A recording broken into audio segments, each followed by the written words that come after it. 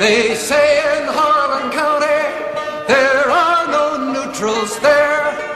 You'll either be a Union man or a thug for J.H. Blair. Which side are you on, boys? Which side are you on? Tell me, which side are you on, boys? Which side are you on?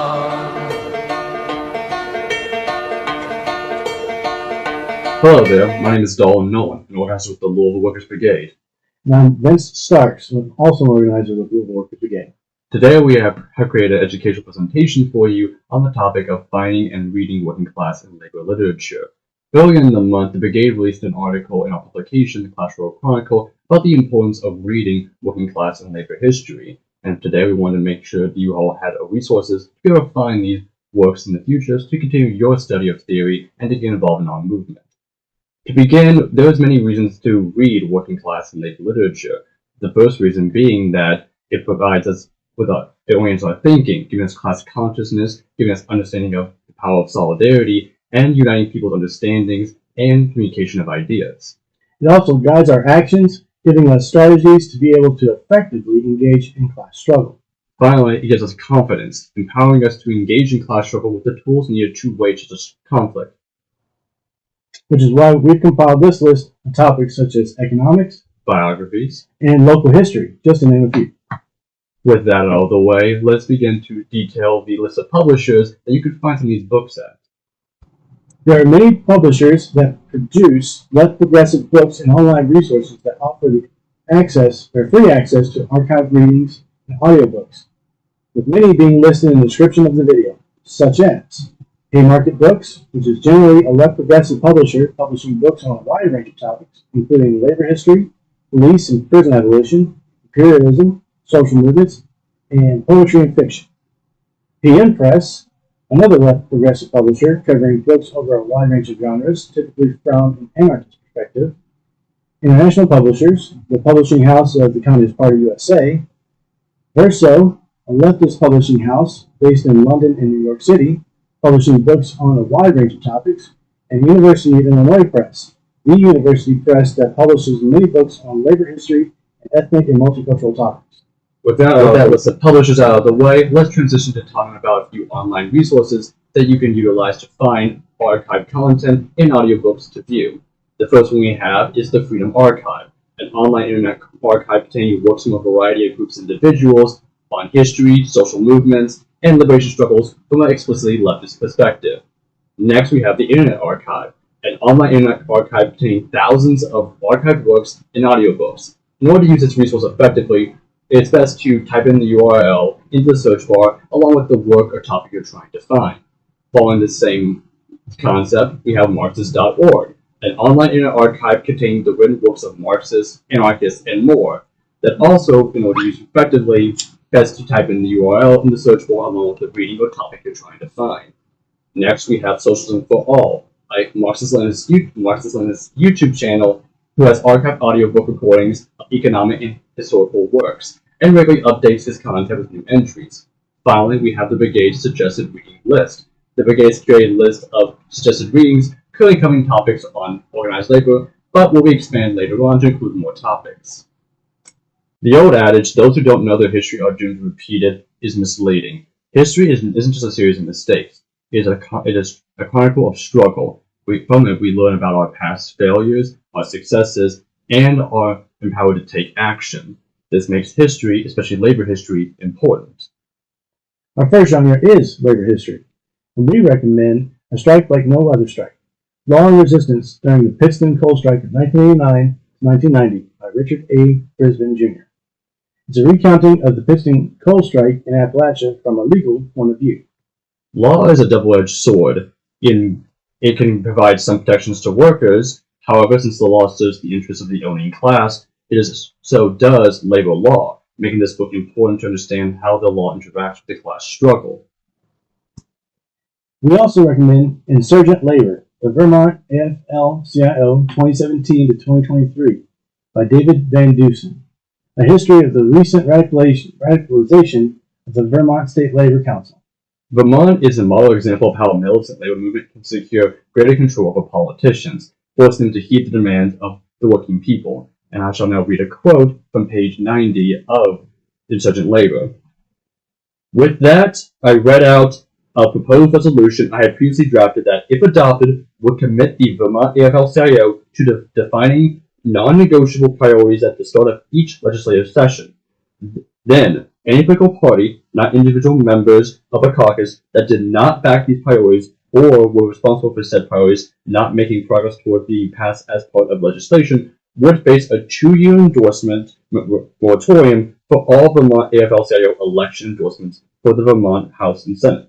For example, assuming the Democrats were the majority in the state capitol, if the Vermont AFL-CIO were to say that the minimum wage needed to be raised by $1 an hour, and if the Speaker of the House failed to advance the related bill, or if enough Democrats did not vote in favor to allow it to pass, then the entire party would suffer a 2-year freeze in AFL-CIO endorsements and electoral support.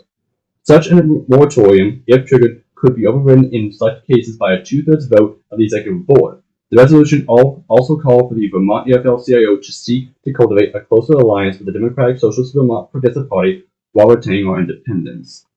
From this quote, what we can see is that through their sheer power of building a militant labor movement, the Vermont AFL-CIO was able to demonstrate that they now have greater control over politicians, as if politicians want the support of labor, they have to abide by what labor demands and make sure that it's seen through.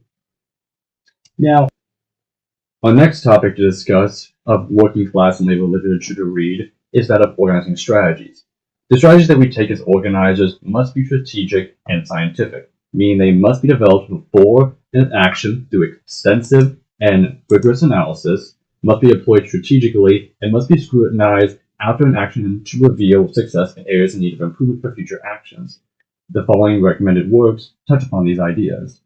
such as American Trade Unionism, Principles, Organization Strategy, Tactics by William Z. Foster.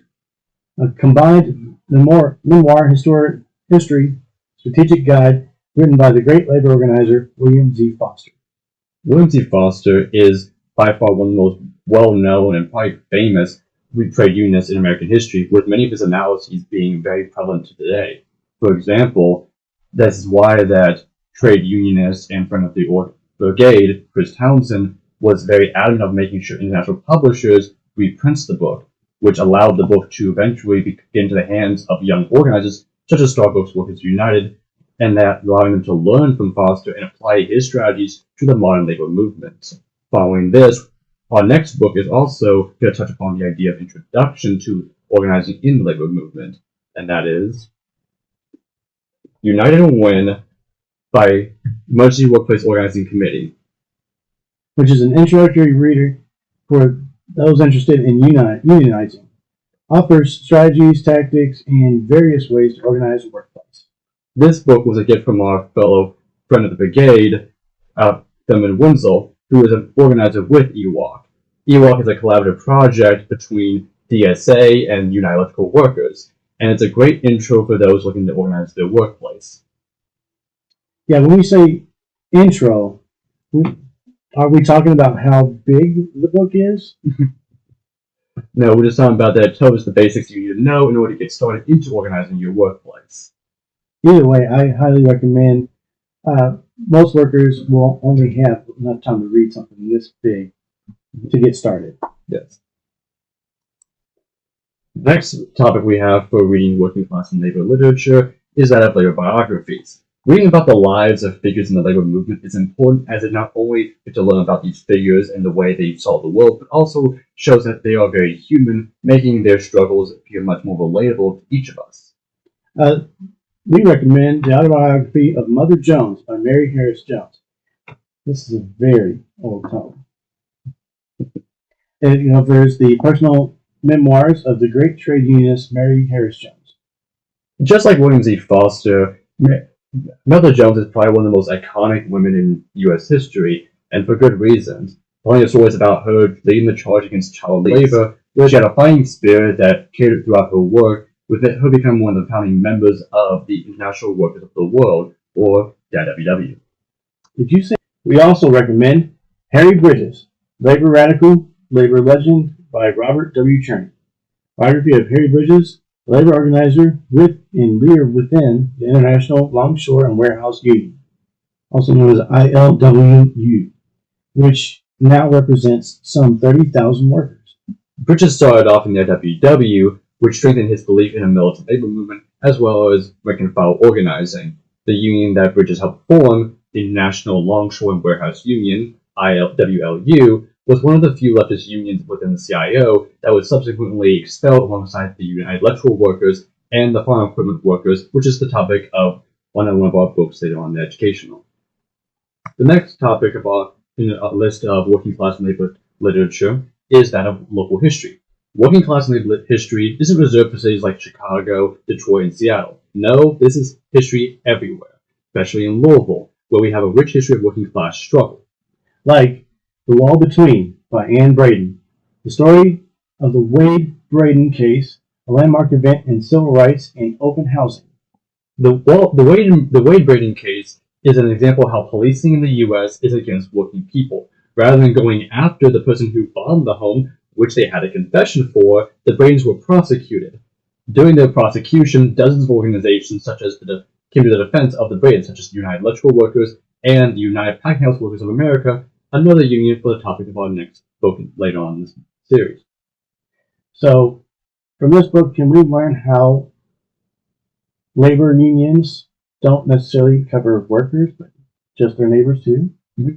You'll find out that a lot of unions, like UPWA and UE, did engage in community struggle, and that is talked about in this book about how they are examples of groups that decided to take a stand with the Bradens during this case. The next book of importance that really dives into the importance of labor unions, especially when it comes to branching out beyond labor organizing, is that of the book The Long Deep Grudge. Long Deep Grudge, the historical account of the struggle between the company, International Harvester, and the Radical Labor Union, the United Farm Equipment Workers of America, with an extensive portion of the story set in Louisville.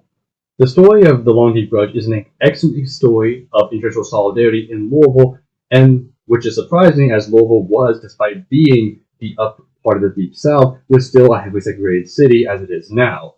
One example of interracial solidarity that is quite astonishing was that when 2 black workers were fired from International Harvester, 33,000 white workers walked out of the job demanding that the 2 black workers got their jobs back, which they did. This shows the power of a militant labor union because it was through just direct action that the FE was able to achieve its demands and be able to make sure the workers got what they were demanding.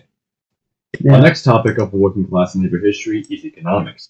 A cursory understanding of economics allows us to understand how the world works and how we can challenge our present economic ordering on a clear classical approach. Such as A People's Guide to Capitalism, An Introduction to Marxist Economics by Hadas Tier, An Introductory to Capitalist Economics, and a Worker-Centric Alternative. Too often, our present economic system is portrayed as an abstract, almost divine manner, making a figment of worship rather than actual study. This makes it difficult for workers to understand how they can actually understand the system and be able to properly address it. Such as with our next book, Griftopia, which talks about a very important element of our economic system that is often left in the abstract world of economic study. This book is detailing the various financial instruments and mechanisms used to enrich the owning class at working people's expense. It's important to note we don't support Matt Taibbi's current positions and allegiances, but still regard this book as an important work. As stated already, there are many financial institutions that are inherent in our system that are by their very nature inherently destructive, such as financial bubbles that are a result of a market economy, which caused the 2008 recession to begin with. The next topic of working class labor literature we want to discuss is that of climate change / the environment. Climate change is the preeminent crisis that our world faces alongside imperialist wars, and it's important for organizers to understand the depths of the crisis so that we can fight for the end of the crisis that is created by and fueled by our present economic system. We recommend The Tragedy of American Science, From the Cold War to the Forever Wars by Clifford D. Connor. It's a detailing the ways in which science is used to enrich the owning class, but outlining how such scientific achievements can and should be used to benefit the working peoples. As stated, under the rule of the owning class, science is co-opted to serve their interests, most prominently with the military developments and also the future production of a consumerist food culture.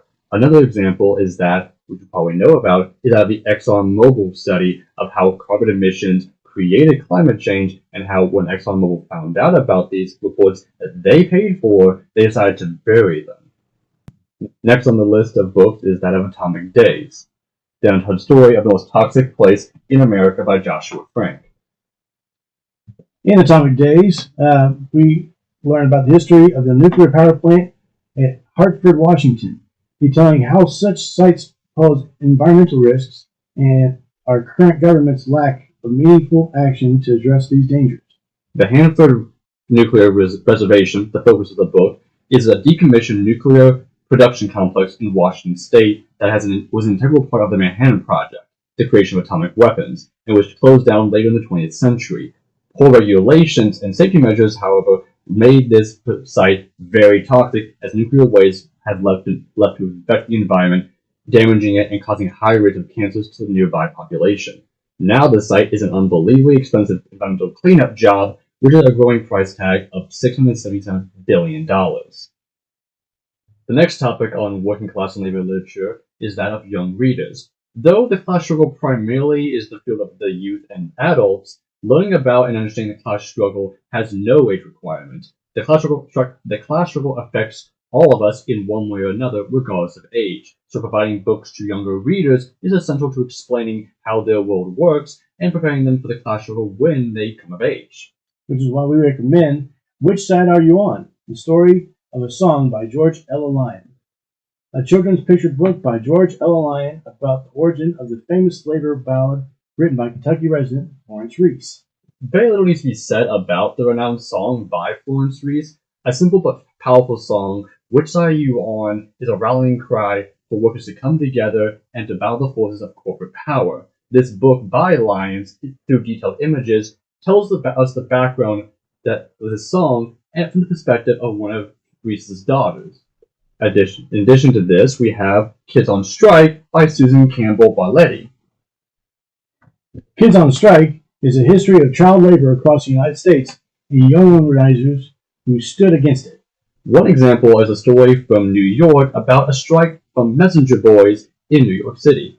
Messenger boys were tasked with delivering telegrams from where they were made to their recipients.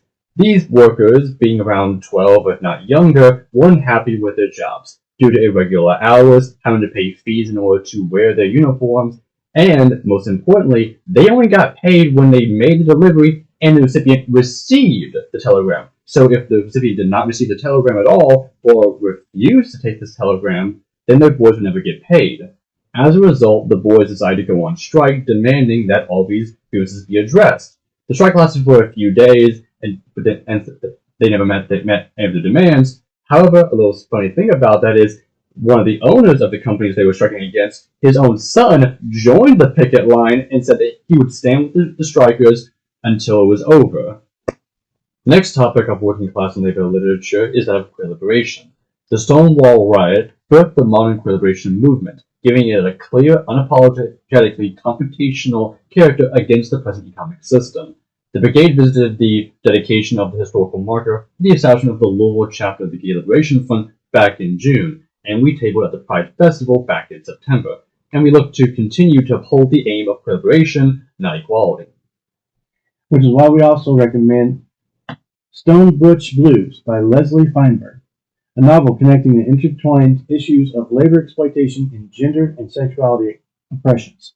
The story of Jess in this book is heart-wrenching and deals with the other complexities of trying to build solidarity with lesbians and cis-het men, which is no easy feat, as can be seen with their relationship with the chief shop steward, Duffy, who tries his best to be an ally in the struggle of the lesbians in the workplace. In line with this, we have the Lesbian 6, Lesbians and Gay Resistance in 1970s America by Josephine Donovan. In this book, we tell the story of 6 Kentucky queer activists who took a stand against corrupt state powers in the McCarthyite Great Scare. This whole story began with a bank robbery in which a cop was killed. 2 of those involved in the robbery fled to Lexington and joined a lesbian collective under aliases. When they eventually left, the FBI came to Lexington and began to question collective harassing, and they engaged in harassing them and tried to use a grand jury, which is used to indict person for a crime, against them. And it's during this entire process, the harassment by the FBI led to the FBI outing these 6 people to their families, destroying their relationships with their parents. The next topic on working class and labor literature is that of Black liberation. Black liberation is one of the longest running struggles in American history, from the days before the Turner's Rebellion to the Black Lives Matter uprisings in 2020. The fight for Black liberation will remain an integral part of our movement in the years to come. Which is why we recommend the book Down on the Killing Floor, Black and White Workers in Chicago's Packing House, 1904 to 1954, by our friend of the Brigade, Rick Halpern. It's an historical account of the struggle of Black and White packing house workers building the labor union, United Packing House Workers of America, and their struggle toward cementing interracial solidarity between workers. An excellent book that shows the trials and tribulations that went into forming the interracial union built on interracial solidarity. For example, because of systemic racism within the AFL and their virulent white supremacy during the time, the AFL ostracized Black workers who were then used by the companies to then be as what they call strike insurance. So when white workers went on strike, they would hire Black workers to come take their jobs, intensifying racial animosity between these two groups. This issue was at the forefront of unionizing efforts because you had to get white workers to see Blacks as being equal to them and have to see Black workers as finding a reason to join the union to begin with. Additionally, what's very fascinating about this book is that it touches upon the unique conditions of each of the UPWA chapters, whether that be in Texas, where their issues were not with, say, Black workers, but with Hispanic workers, or down in, say, Omaha, where you had issues of where maybe some members of the union were far more affluent and therefore didn't necessarily see a reason to be as militant as other locations. Right? Next, we have the Black Against Empire, the history and politics of the Black Panther Party by Joshua Bloom. In this book, we see a complete and nuanced study of the Black Panther Party's work and ideology. The Black Panthers are known across America for good reasons. They did a lot of good, but they weren't perfect, with this book highlighting how once the government and other groups began to provide community services, the Black Panther Party found it difficult to adapt the struggle. What's most interesting about this book is that it highlights how the Black Panthers were able to have a multifaceted relationship with different groups, both domestically, like the Students of Democratic Society, and international groups like the Vietnamese during the Vietnam War. The next topic of working class and labor literature is that of women's liberation. Women's liberation, though it has unique characteristics and aims, is so often serves as the nexus for other struggles, such as Black liberation, queer liberation, etc. As such, women's liberation is a struggle of both women's liberation and other interconnected struggles. Which is why we recommend Conspiracy of Voices, Poetry, Writings, and Art by the Women of the Resistance Conspiracy Case. It's a collection of writings by women who are or were political prisoners covering various topics. While the Brigade has a physical copy of this book, physical copies of this book are hard to come by, but digital copies are available and easy to access with a Google search. The topics covered in this book range from a poem about an oppressed Palestinian woman longing for freedom, a sarcastic recounting of the actions by the U.S. in engaging in terrorism abroad, and solidarity with the revolutionary struggle of the Sandinista National Liberation Front in Nicaragua. Additionally, the book ties in with a documentary by the person who details this book, Sonia Wilder Grease. The documentary, Out, The Making of a Revolutionary, details the life of Laura Whitehorn, one of the people who wrote this book, and about the struggle of political prisoners in the United States. The next book we recommend is Disloyal Mothers and Scurrilous Citizens, Women in Subversion During World War I by Kathleen Kennedy. The book details the trials against 3 women, Kate Richards O'Hare, Emma Goldman, and Rosa Pastor Stokes. All these women would be arrested and tried under the Espionage Act of 1970, which gave the government the power to arrest those who interfered with the war effort during World War I, even if interference meant making speeches and giving out flyers against registering for the draft. All these women would be free, but it shows how the government is keen to use its power to curtail democratic participation. The next topic of working class and labor literature is that of Palestine. As stated by many supporters of Palestinian liberation, history didn't start on October 7th. The genocide of Palestinians has been active for decades, with the Palestinian people and their allies valiantly struggling to realize a free Palestine. We recommend Strategy for the Liberation of Palestine by the Popular Front for the Liberation of Palestine, the Ideology and Strategy of Marxist-Leninist PFLP. In this book, the PFLP recognizes that the liberation of Palestine isn't merely a struggle against Zionism, but a struggle also against American imperialism, which sustains the state of Israel, leading to continuing this genocide to this day. The PFLP also recognizes that it has, in order to defeat these powerful enemies, it must have strategies and tactics that are scientific, meaning they must represent the dialectical relationship between theory and praxis. Aligned with this idea of connected struggles is the book Freedom is a Constant Struggle, Ferguson, Palestine, and the Foundations of a Movement by Angela Y. Davis. In this book, a collection of written works and interviews by Angela Davis on the connections between struggle against state violence and oppression throughout history and around the world.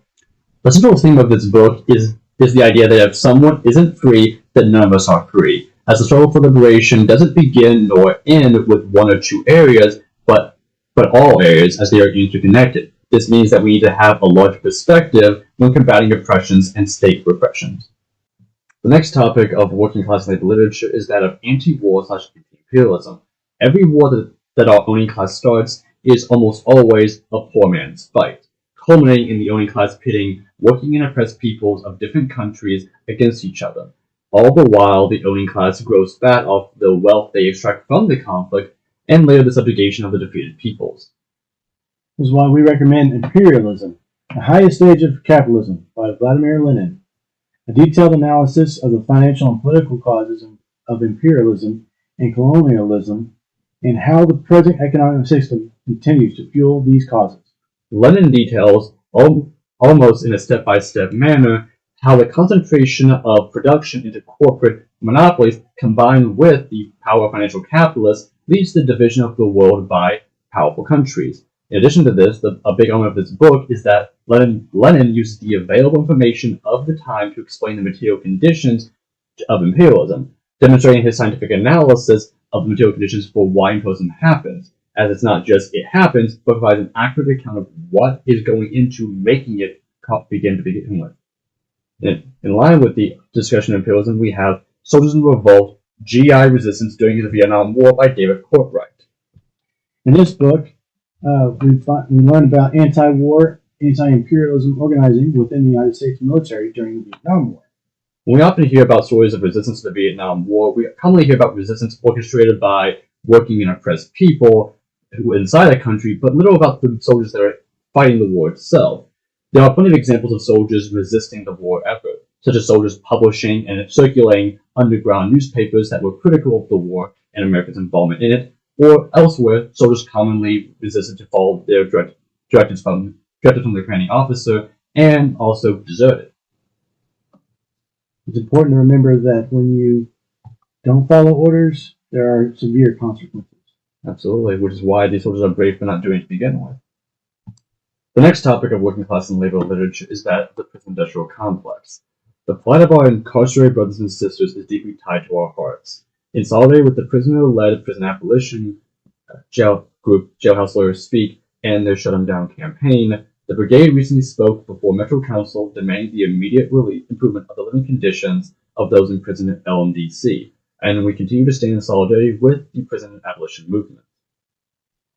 We recommend The Second Grade, a case for the abolition of the death penalty by Carl Wedekind. It's a history of the death penalty in Kentucky and why it should be abolished. And I'll read a very interesting quote from the book about the initial laws of the death penalty in Kentucky.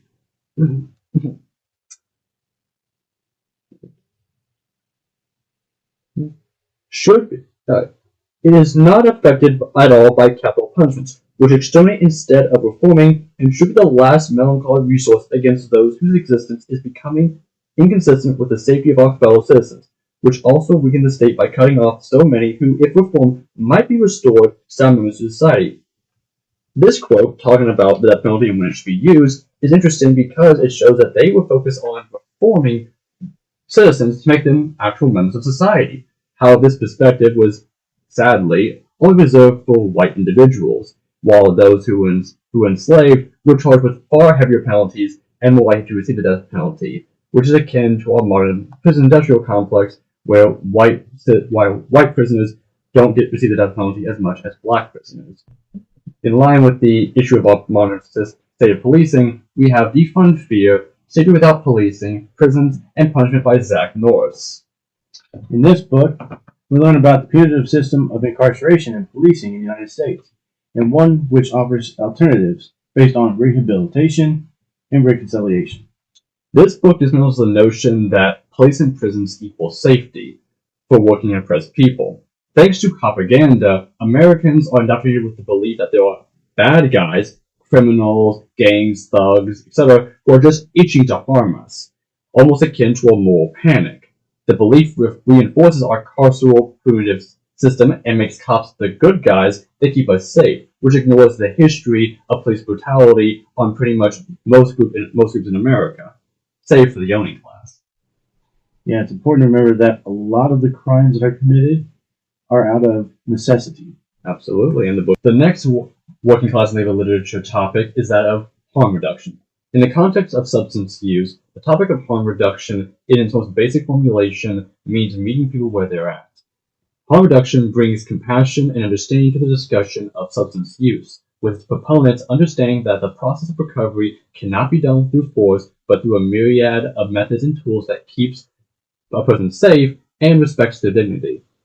We recommend RX Appalachia, Stories of Treatment and Survival in Rural Kentucky by Leslie Marie Bjork, a book written by a medical anthropologist about the gendered inequalities in the experiences of women who have used substances and the impact of state interventions. The focus of women in this book details a very interesting area of discussion not often mentioned, the view of the relationship between women and their children. The substance use can be viewed as extremely shameful, especially since society treats it as a moral failing. This view as substance use as moral failing is used by society against mothers who are viewed as failing in their motherly duties and harming their children. This translates into a juxtaposition between good and bad mothers, which enters into how the state responds, whereas bad mothers are punished through shaming and possibly losing their children. In line with this issue with how the state treats working class people who use substances, we have This is Ohio, the Overdose Crisis and the Front Line of a New America by Jake Schuler. In this book, we learn about working people combating the opioid crisis through harm reduction policies, often in defiance of the law in Ohio. The book focus on the working people and harm reduction is critical to understanding the different perspectives on how the state views substances versus how working people view it.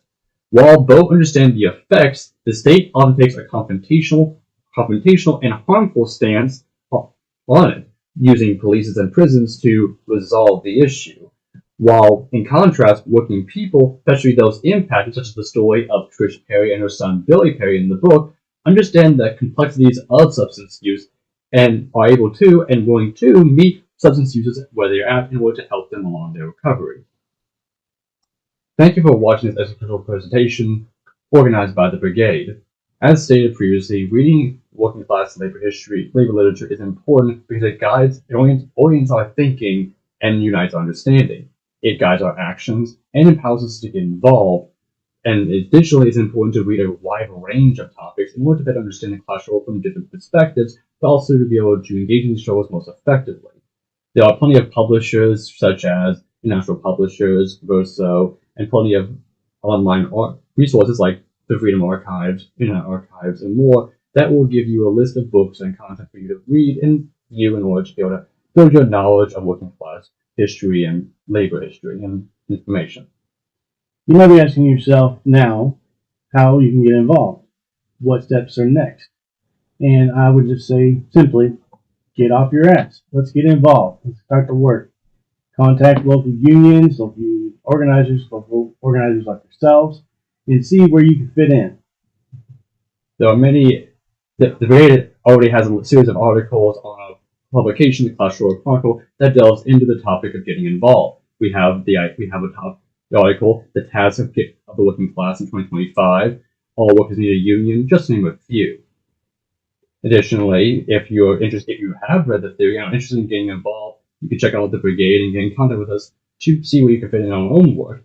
Or if you're a worker looking to organize your workplace, you can contact us as well, as we provide free consultation on the process of unionizing. If you see me on the street, don't hesitate to grab my attention. I always have time for worker solidarity. Absolutely. Same here as well. Again, thank you for watching this pre-recorded educational presentation. Solidarity. Solidarity forever. This union maid was wise to the tricks of company spies. She couldn't be fooled by a company stool. She'd always organize the guys. She'd always get her way. When she struck for better pay, she'd show her card to the National Guard, and this is what she'd say. Oh, you can't scare me. I'm sticking to the union. I'm sticking to the union. I'm sticking to the union.